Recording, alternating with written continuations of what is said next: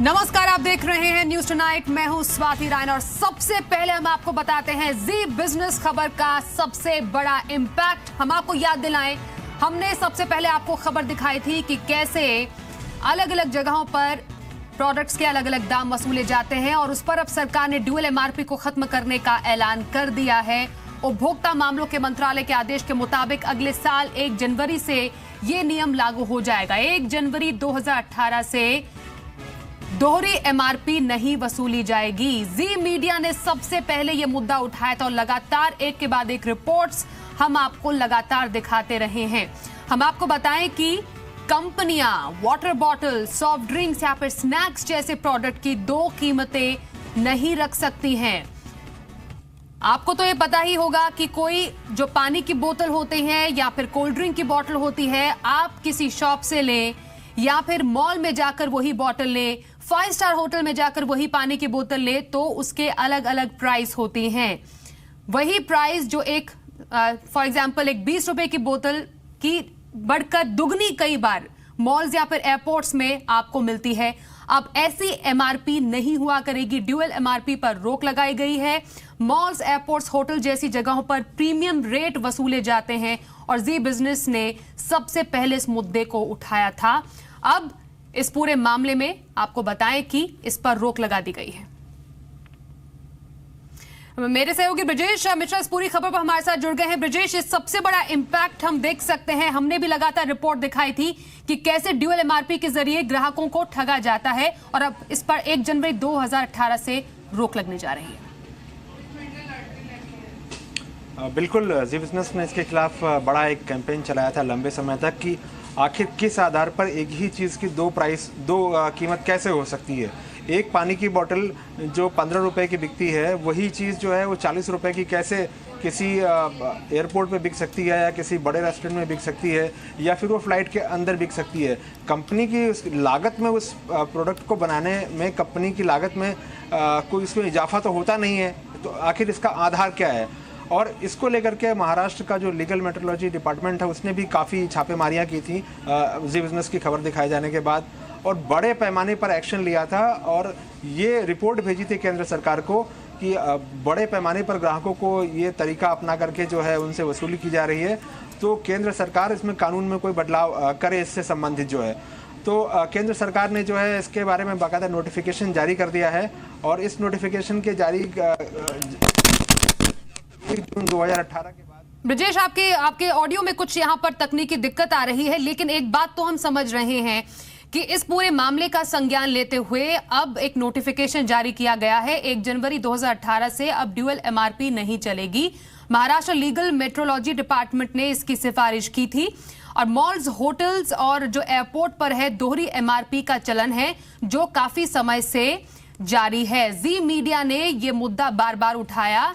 इससे जुड़ी हुई तमाम रिपोर्ट्स, कैंपेन्स हमने चलाए हैं। अब 1 जनवरी 2018 से ड्यूअल एमआरपी पॉलिसी बंद हो जाएगी। एक ही पानी की 2 अलग अलग एमआरपीज आपको नहीं देनी पड़ेगी। चाहे हम बात करें यहां पर एक लोकल किराना स्टोर की या कोई ऐसा स्टोर जहां पर आप पानी की बोतल या फिर चिप्स का पैकेट या कोल्ड ड्रिंक लेते हैं, वहां पर जो एमआरपी अदा करते हैं वही एमआरपी अब आप malls, hotels, restaurant, 5 star hotels में देंगे। तो ये तो जी मीडिया खबर का इंपैक्ट हमने आपको दिखाया है कि दोहरी एमआरपी अब 1 जनवरी 2018 से बंद होने जा रही है और ये इसका इंपैक्ट आप सबकी जिंदगी पर जरूर पड़ेगा। लेकिन एक और खबर जिसका सरोकार आपसे है वो है घर से, और मुंबई से जो खबर आ रही है वो ये कि घर खरीदारों को राहत मिलने जा रही है। लेकिन दिल्ली में ही घर खरीदारों को क्या वाकई डीडीए की स्कीम से फायदा होने जा रहा है, ये हम आपको समझाएंगे कि आखिरकार हम ऐसा क्यों कह रहे हैं। जहां पर प्रॉपर्टी टैक्स में रियायत दी गई है मुंबई के फ्लैट्स में कई जगहों पर, वहीं डीडीए हाउसिंग स्कीम के तहत कई फ्लैट्स की क्या हालत है ये तस्वीरों में हम आपको दिखा रहे हैं। लेकिन सबसे पहले मुंबई में छोटे मकानों और फ्लैट्स पर प्रॉपर्टी टैक्स पूरी तरह से माफ होगा। 501 वर्ग फुट से लेकर 700 वर्ग फुट तक एरिया वाली प्रॉपर्टीज में 60% तक की माफी होगी। और बीएमसी में शिवसेना की अगुवाई वाली बीएमसी में स्टैंडिंग कमेटी ने यह प्रस्ताव पास कर दिया है। शिवसेना ने बीएमसी के अपने चुनावी वादे में इसका ऐलान किया था। बीएमसी के इस ऐलान का फायदा केवल रिहायशी प्रॉपर्टीज को ही होगा। स्टैंडिंग कमेटी में प्रस्ताव पास होने के बाद अब इसे जल्द ही लागू भी कर दिया जाएगा। तो वाकई घर खरीदारों का यह फायदा है, रिहायशी इलाकों में रहने वालों के लिए फायदा है, और जो छोटे मकान में रहते हैं, क्योंकि 500 से 700 वर्ग फीट तक इसकी एक लिमिट तय की गई है, वहां पर उनको फायदा होने जा रहा है। ब्रिजेश एक बार फिर से हमारे साथ लाइव मुंबई से ही जुड़ गए हैं। ब्रिजेश, अगर हम बात करें नंबर्स में, कितने लोगों को अब प्रॉपर्टी टैक्स माफ होने से फायदा मिलने वाला है? बिल्कुल, एक अनुमान के मुताबिक जो कहा जा रहा है कि करीब 28 से 30 लाख लोग होंगे जिनको ये फ़ायदा होगा। और ये फ़ायदे को दो हिस्सों में बांटा गया है। एक ऐसे लोग हैं जिनके पास अगर 500 स्क्वायर फीट तक की प्रॉपर्टी है तो बिल्कुल भी उन पर कोई प्रॉपर्टी टैक्स बीएमसी जो है वो नहीं लगाएगी। जबकि दूसरी कैटेगरी वो है जिसमें 501 स्क्वायर फीट से लेकर के 700 स्क्वायर फीट तक की उनकी अगर प्रॉपर्टी है, रिहायशी प्रॉपर्टी होनी ज़रूरी है, कमर्शियल प्रॉपर्टी के लिए वेवर नहीं होगा। तो उस स्थिति में 501 स्क्वायर फीट से लेकर 700 स्क्वायर फीट तक की अगर प्रॉपर्टी है, रिहायशी प्रॉपर्टी है, तो आपका जो मौजूदा प्रॉपर्टी का बिल है वो उसका 60% माफ हो जाएगा, आपको नहीं देना पड़ेगा। ये जो है वादा किया था शिवसेना ने जब बीएमसी के इलेक्शंस हो रहे थे, और उस वादे की भरपाई के तौर पर ये कर रही है। जी, बहुत शुक्रिया ब्रजेश इस पूरी खबर पर जानकारी देने के लिए। लेकिन दिल्ली का ही रुख कर लेते हैं। डीडीए के हाउसिंग स्कीम में आप में से कई लोग घर के लिए आवेदन करने जा रहे होंगे, लेकिन उससे पहले ये खबर भी देख लीजिए और इन फ्लैट्स की हालत देख लीजिए। रोहिणी के सेक्टर 34 और 35 में डीडीए स्कीम में मिलने वाले फ्लैट्स हैं, ये रहने लायक नहीं रहे।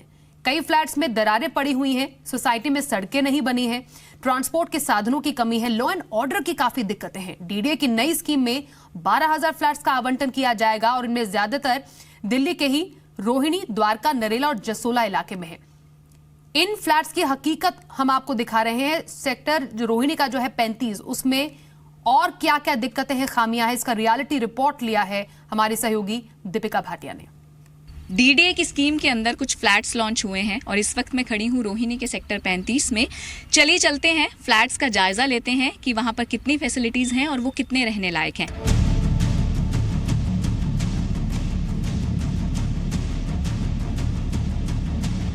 यहाँ पर एक फ्लोर पर कुल 4 फ्लैट्स दिए गए हैं।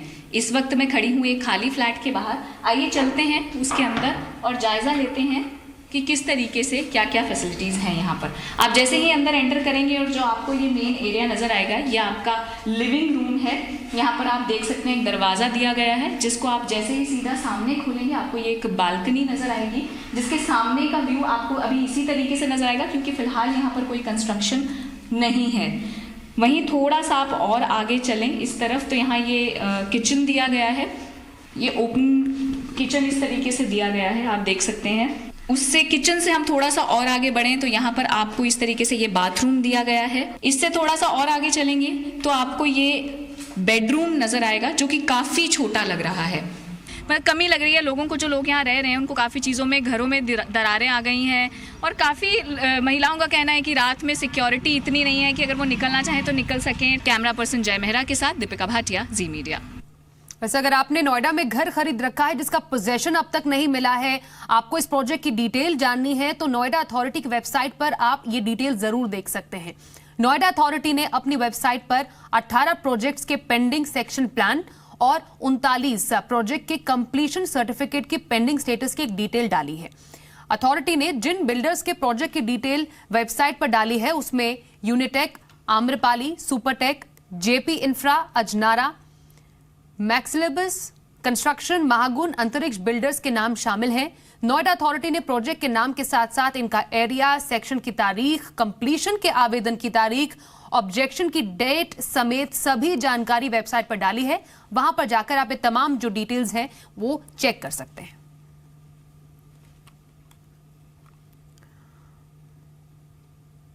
बुलेटिन में बात कर लेते हैं शेयर मार्केट की। सेंसेक्स रिकॉर्ड स्तर पर बंद हुआ, वहीं निफ्टी भी ऑल टाइम हाई के करीब आज बंद हुआ है।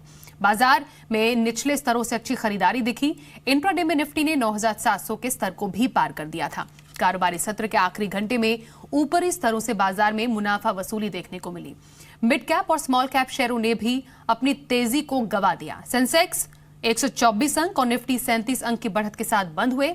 बैंकिंग, मेटल, रियल्टी शेयरों में सबसे ज्यादा खरीदारी थी। वहीं आईटी, पावर और तेल गैस शेयरों में आज बिकवाली देखी। आज की एक और अहम खबर, इंडिगो ने एयर इंडिया को खरीदने के लिए तैयारी कर ली है और प्लान भी बना लिया है। इंडिगो ने एक कॉन्फ्रेंस कॉल कर अपने इरादों को सबके सामने रख दिया। इंडिगो को भारत में एविएशन सेक्टर में सालाना 15 से 20% ग्रोथ दिखती है, लेकिन इंडिगो की मुख्य तौर पर एयर इंडिया के इंटरनेशनल बिजनेस पर नजर है। इंडिगो की एयर इंडिया एक्सप्रेस में ज्यादा दिलचस्पी है। वहीं एयर इंडिया की सभी संपत्तियों को खरीदने का भी इंडिगो का फिलहाल इरादा नहीं है। और इस सब में खास बात यह है कि इंडिगो इस डील को अन्य ट्रांजैक्शन की तरह ही आम ट्रांजैक्शन मानती है। ये भी बताएं कि इंडिगो की एयर इंडिया के इंटरनेशनल बिजनेस पर नजर है। एयर इंडिया एक्सप्रेस में उसकी ज्यादा दिलचस्पी है, जैसा हमने आपको यहां पर बताया। उन्होंने ये भी साफ किया कि एयर इंडिया की सभी संपत्तियां वो फिलहाल खरीदने का इरादा नहीं रखती हैं। What we are looking at within what are we looking at within Air India? Quite simply, we are interested in the airline operations of Air India, and more specifically, we are focused narrowly on Air India's international operations and Air India Express. This is what we have communicated in our one-on-one discussions with government officials. Let me digress for a moment and address a few news reports stating that Indigo may be rethinking the scope of what it is looking at with respect to Air India. Quite to the contrary, our thinking is clear on this issue and it has not changed. So from day one, it is mainly about international operations. आपको पता है, aviation expert Jitendra Bhargava के मुताबिक Indigo को इस deal से खासा फायदा होगा। इससे इंडिगो को अंतर्राष्ट्रीय मार्केट में विस्तार करने का सुनहरा मौका मिलेगा। सबसे पहले एयर इंडिगो को यह फायदा होगा अगर वो एयर इंडिया को लेते हैं कि उनकी जो गिनती होगी वो दुनिया की तमाम बड़ी एयरलाइंस के बीच में होगी, नंबर 1। नंबर 2, इंडिगो ने इस समय तक अभी तक कोई लॉन्ग हॉल हवाई जहाज के ऑर्डर प्लेस नहीं किए हैं, ना उनका कोई प्लान है अगले 2-3 साल में। तो एयर इंडिया को जब वो एक्वायर अगर करते हैं तो उनको रेडीमेड प्रोडक्ट मिलता है, रेडीमेड प्रेजेंस मिलती है, स्लॉट्स मिलते हैं, पार्किंग स्पेसेस मिलती हैं दुनिया के तमाम शहरों में, मार्केटिंग सेटअप मिलता है। वहीं आपको बताएं कि आईएफएल के ईवीपी संजीव भसीन ने भी इसे इंडिगो के लिए शानदार मौका बताया। इससे इंडिगो का इंटरनेशनल शेयर बढ़ेगा। सुनिए। आई थिंक ये बहुत ही अच्छा एक मिलन होएगा और अगर ये 100% भी एक्वायर हो जाए and with all parts, still it will be a win win situation for Indigo, क्योंकि जो ग्लोबल ऑपरेशंस एयर इंडिया का है वो एक स्टैंड आउट परफॉर्मर है and you will get that in a platter. तो जैसे भार्गवा साहब ने कहा है, I think he summed it up very well that you will have to take the assets and the liabilities, but some of part it's a win win situation for the country, for Air India future and for IndiGo going ahead. इस बीच air India को लेकर खबर आई कि उसकी paintings गायब हो गई और एयर इंडिया की गायब हुई पेंटिंग्स को लेकर सरकार ने गंभीर रुख अपनाया है। एविएशन राज्य मंत्री जयंत सिन्हा ने कहा कि इस मामले पर सरकार की पूरी नजर है। खबरों के मुताबिक मशहूर आर्टिस्ट जतिन दास की ओर से एयर इंडिया को गिफ्ट की गई कुछ पेंटिंग्स गायब हैं। बताया जा रहा है ये पेंटिंग्स बाजार में पहुंच सकती हैं। जयंत सिन्हा ने कहा कि वो इस पूरे मामले पर नजर बनाए हुए हैं। इस बीच एयर इंडिया के चेयरमैन अश्विनी लोहानी ने यह कहा कि इस मामले में आंतरिक जांच के भी आदेश दे दिए गए हैं।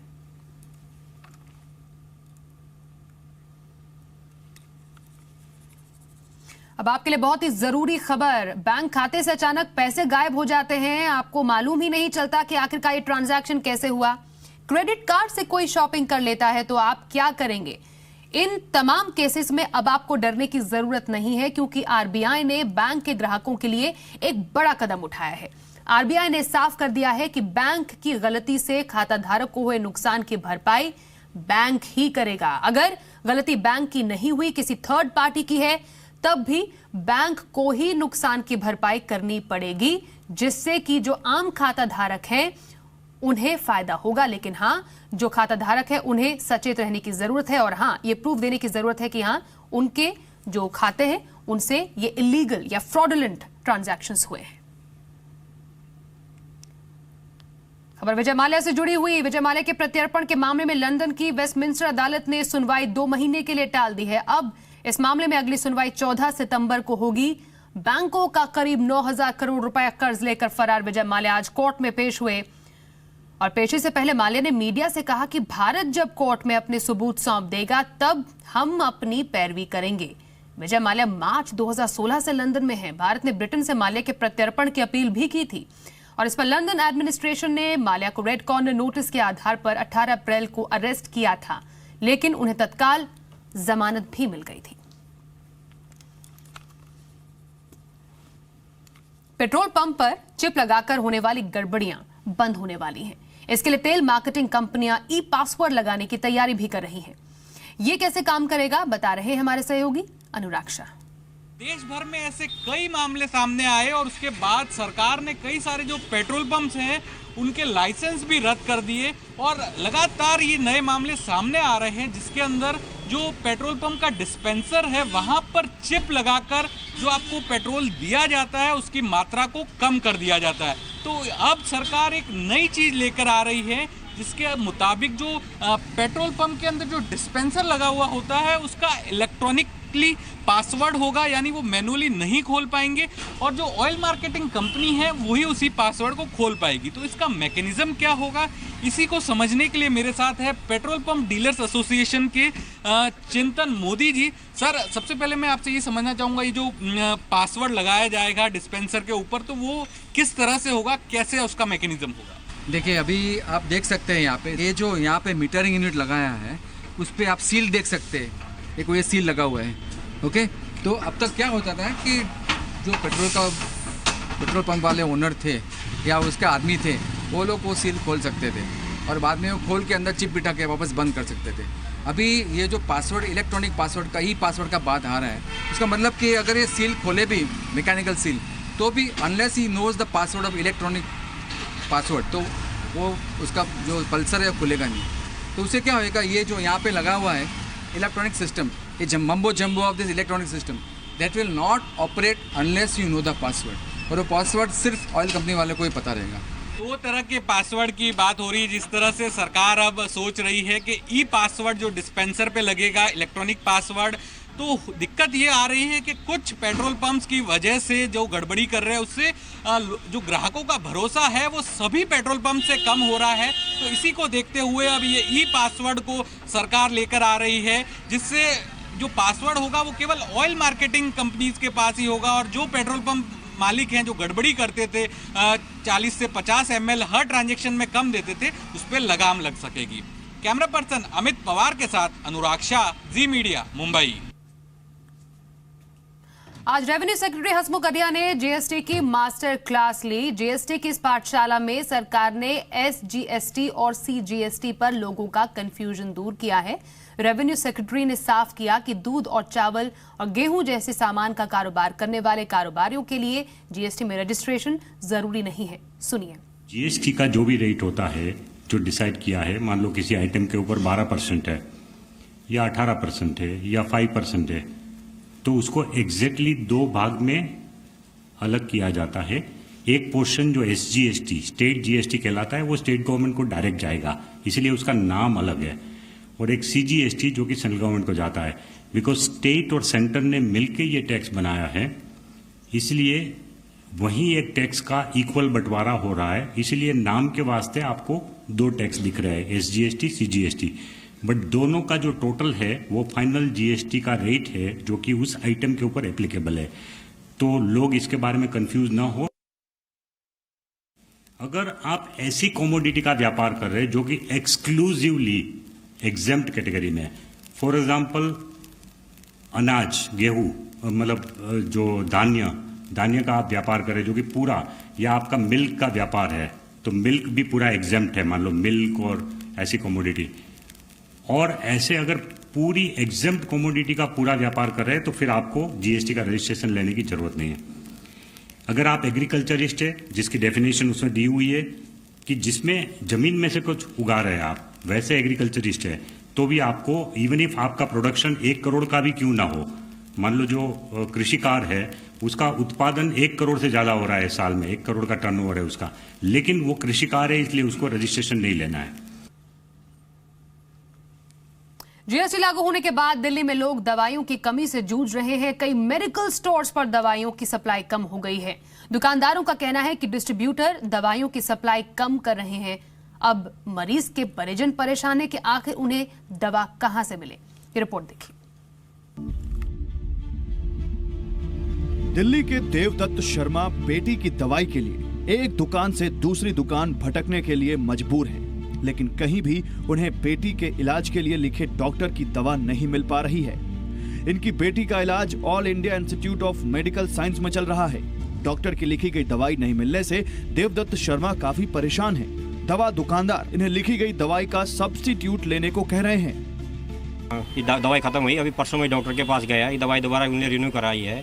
मैं पूरा यूसुफजई मेडिकल सफदरजंग हर जगह ढूंढ चुका हूँ, कहीं मिल नहीं पा रही सर। वो कह रहे कि ऊपर से आई नहीं रही, डॉक्टर से चेंज करवा लो।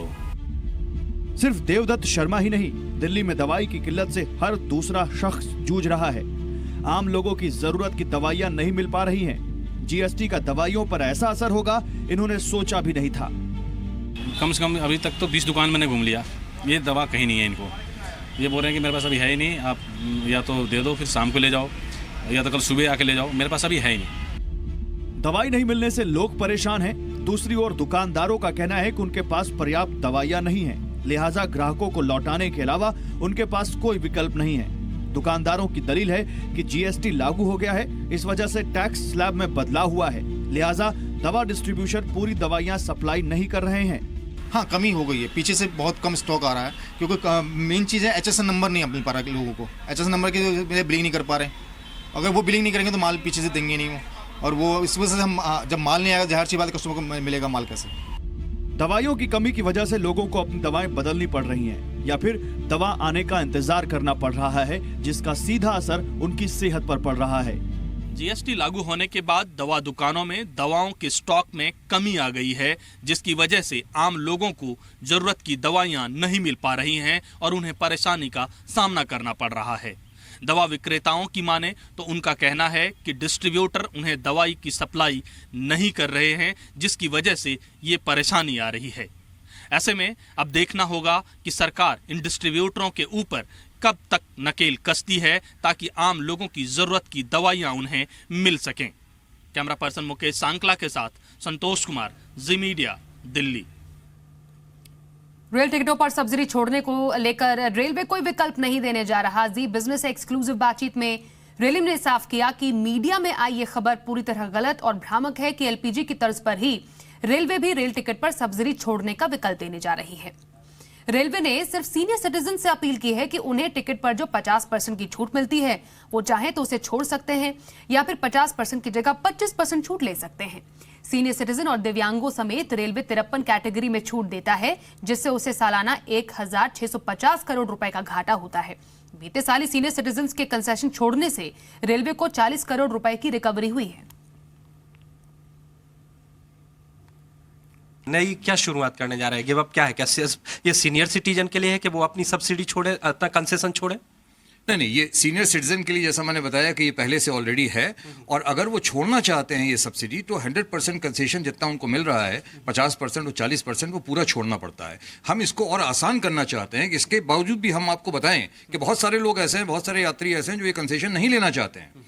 और पिछले वर्ष 2015-16 की ही फिगर की अगर मैं बात करूं तो लगभग अराउंड 40 करोड़ रुपए की इस तरह से लोगों ने कंसेशन छोड़ा है, जो रेलवे को पूरा टिकट लिया है, कंसेशन नहीं लिया है, सीनियर सिटीजन है। और हम अब ये करना चाहते हैं कि इसमें हम लोग उनको एक ऑप्शन ये भी दे दें कि अच्छा ठीक है, आप 100% नहीं छोड़ना चाहते हैं, अगर आप 50% छोड़ना चाहते हैं तो आपको हम 50% का ऑप्शन भी देंगे। वो अभी हमारे सिस्टम में नहीं है, तो उसके ऊपर हम लोग काम कर रहे हैं। वहीं रेल यात्रियों को टिकटों के ऑनलाइन बुकिंग पर सितंबर तक सर्विस चार्ज में रियायत मिलती रहेगी। सरकार ने नोटबंदी के दौरान डिजिटल ट्रांजैक्शन को बढ़ावा देने के लिए IRCTC के जरिए टिकट बुकिंग पर सर्विस चार्ज खत्म कर दिया था। पहले ट्रेन की टिकट बुकिंग पर 40 रुपए तक सर्विस चार्ज लगता था। अब सरकार ने शुरू में इस छूट का ऐलान 23 नवंबर से 31 मार्च तक के लिए ही किया था। बाद में यह छूट 30 जून तक के लिए बढ़ा दी गई। अब एक बार फिर से सरकार ने 30 सितंबर तक इस छूट को जारी रखने का ऐलान किया है, और रियायत जारी रखने के पीछे सरकार का मकसद डिजिटल ट्रांजैक्शन को बढ़ावा देना है। चलिए अब स्मार्टफोन्स की बात कर लेते हैं। हुआवी ने Honor 8 Pro स्मार्टफोन लॉन्च कर दिया है। इस फोन में 6 GB रैम, 128 GB स्टोरेज और 4000 mAh बैटरी है। इसके अलावा Honor 8 Pro के रिटेल बॉक्स को वर्चुअल रियलिटी के अनुभव के लिए गूगल कार्डबोर्ड रीडर की तरह भी आप इस्तेमाल कर सकते हैं। Honor 8 Pro नेवी ब्लू और मिडनाइट ब्लैक कलर में आपके लिए मौजूद है और कीमत रखी गई है 29,999 रुपए। आज हम बहुत एक्साइटेड है because we launch the best flagship phone from us, Honor 8 Pro. It's available on Amazon.in starting from 10th of July. 10th of July is for Prime users and going open on 13th of July. It's available at just $29.99. And the highlight of this phone is it's using the high-end processor of ours, Kirin 960, which has a full Vulkan API, which gives you 430% extra GPU performance. It has the best A73 cores for clocking 2.4 GHz of speed, and it has 6 plus 128 GB, a dual camera setup at the back, and a beautiful selfie camera in the front, 8 megapixel.